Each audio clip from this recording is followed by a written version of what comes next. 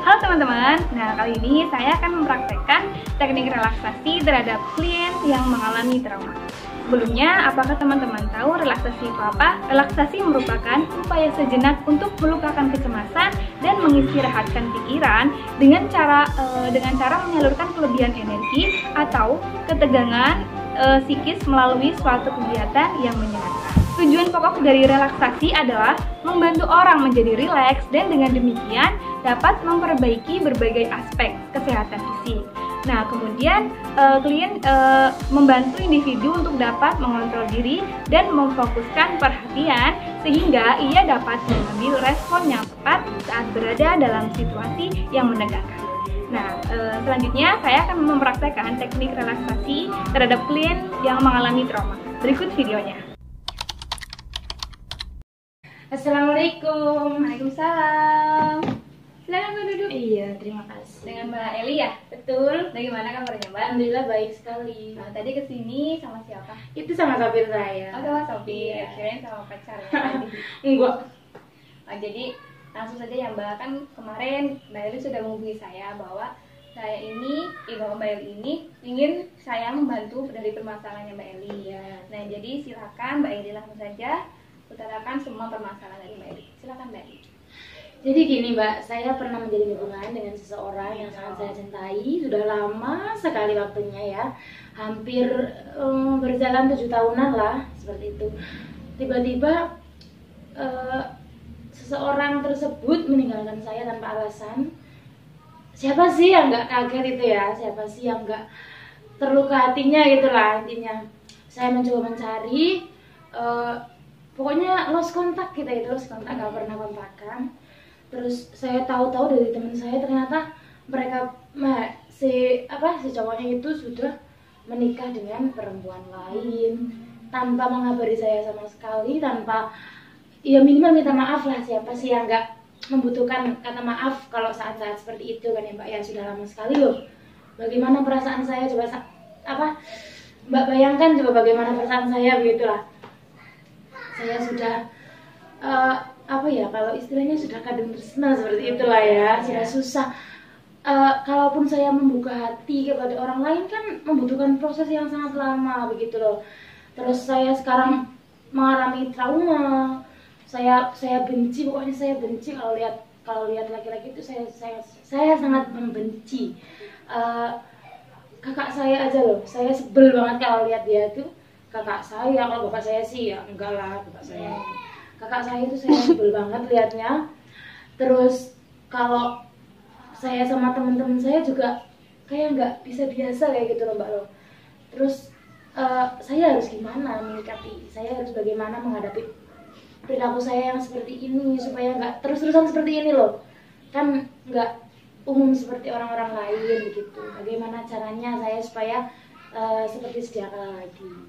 Jadi gitu ya Mbak. Jadi saya akan bertanya dulu, Mbak Eli ini sudah ditinggal oleh pacarnya ini baru pertama kali atau sebelumnya itu sudah pernah? Pertama kali, makanya saya sangat merasa sangat sakit hati sekali karena itu baru pertama kalinya. Gitu. Ya, malum ya Mbak, namanya juga permasalahan dari anak remaja sampai dewasa pasti rata-rata permasalahannya tentang percintaan ya.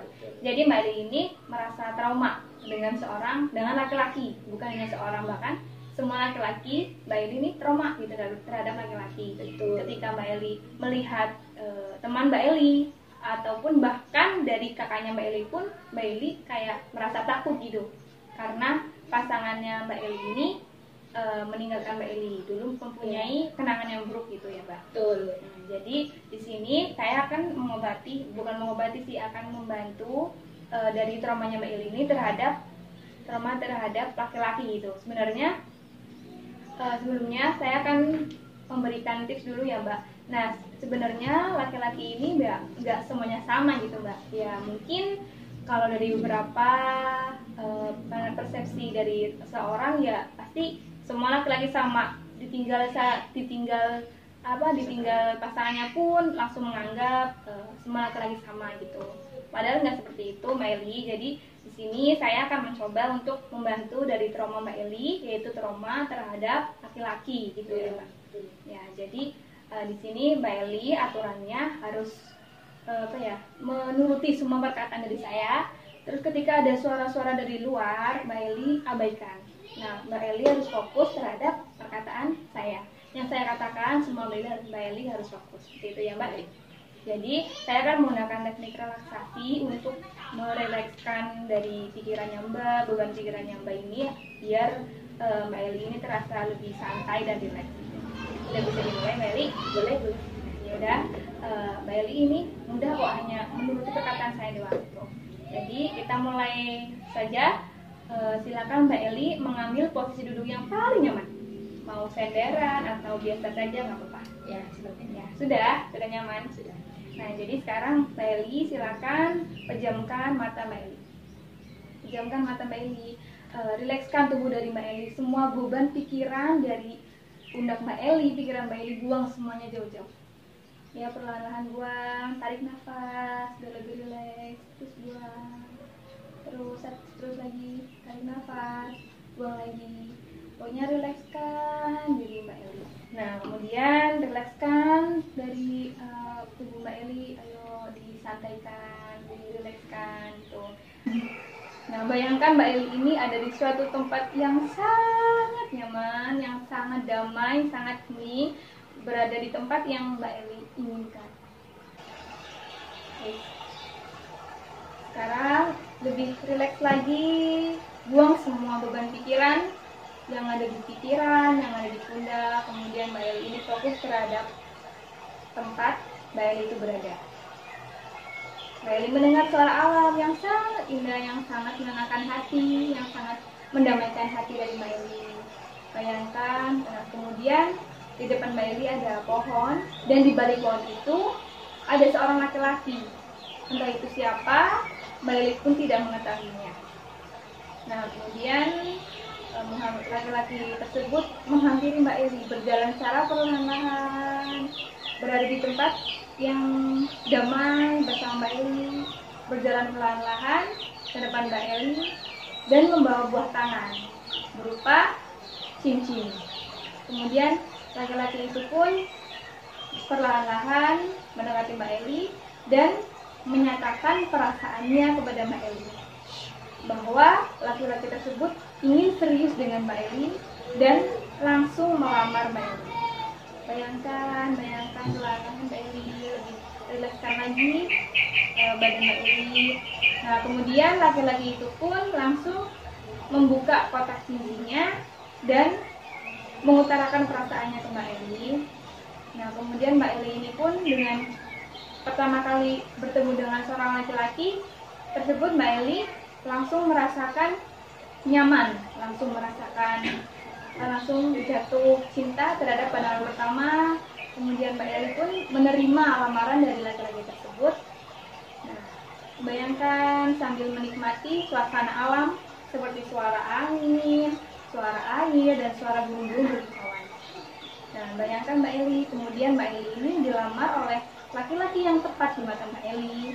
Kemudian Mbak Eli pun merasa bahagia bersama laki-laki tersebut dan berakhir dengan pernikahan yang sakinah mawaddah warahmah.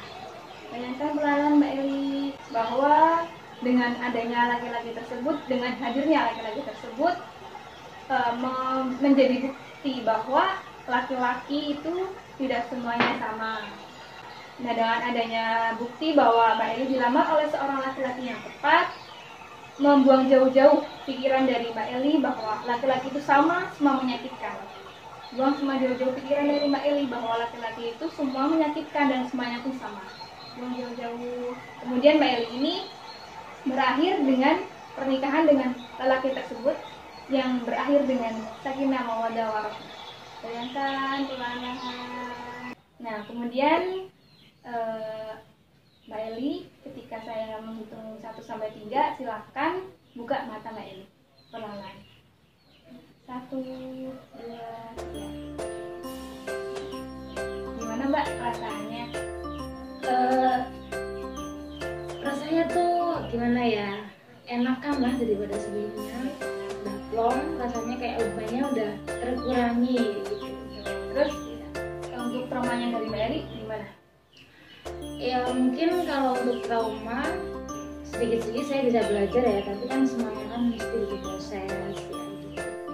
Jadi ketika Mbak Eli nanti ketemu sedang reuni gitu ya, terus ketemu dari teman Mbak Eli, jangan takut terhadap laki-laki. Coba tadi apa yang saya katakan ini, coba terapin di kehidupan Mbak Eli.